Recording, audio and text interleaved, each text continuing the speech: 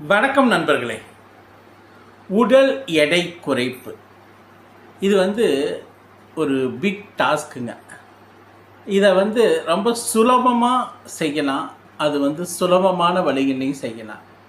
உங்களுடைய தொப்பையை குறைக்கிறதுக்கும் உடல் எடையை குறைக்கிறதுக்கும் ஒரு சிம்பிளான ஒரு எக்ஸசைஸ், சிம்பிளான ஒரு உணவு முறை இருந்தாலே ஈஸியாக குறைக்க முடியும்.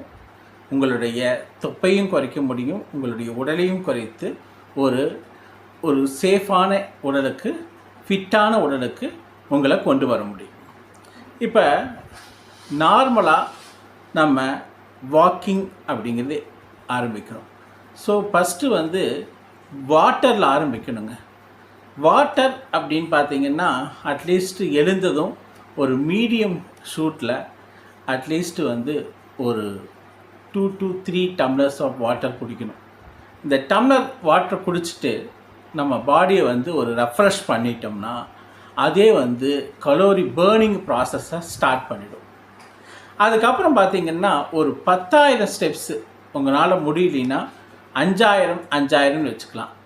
மார்னிங் ஒரு 5,000 ஸ்டெப்ஸு, ஈவினிங் ஒரு 5,000 ஸ்டெப்ஸு வாக்கிங்கு.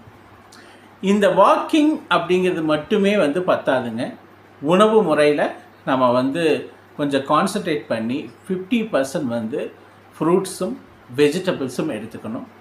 டின்னர் பார்த்திங்கன்னா ஒரு 7 to 8 o'clock டின்னரை முடிச்சுக்கணும். டின்னர் நீங்கள் சூப்போ அல்லது வெஜிடபிள்ஸோ ஆர் ஃப்ரூட்ஸோ ஏதோ ஒன்று எடுத்துகிட்டு ரொம்ப மைல்டு அல்லது ஜீரோ மற்ற ஃபுட் எடுத்துக்கிட்டு இது ரெகுலராக இருந்தீங்கன்னா உங்களுடைய எடை குறைப்பு ரெகுலராக நீங்கள் பார்க்க முடியும். இது மட்டும்தானா அப்படின்னு பார்த்தீங்கன்னா இந்த உடல் எடையில் இடுப்பு அளவு தான் ஒரு மிகப்பெரிய பிரச்சனையாக இருக்குது.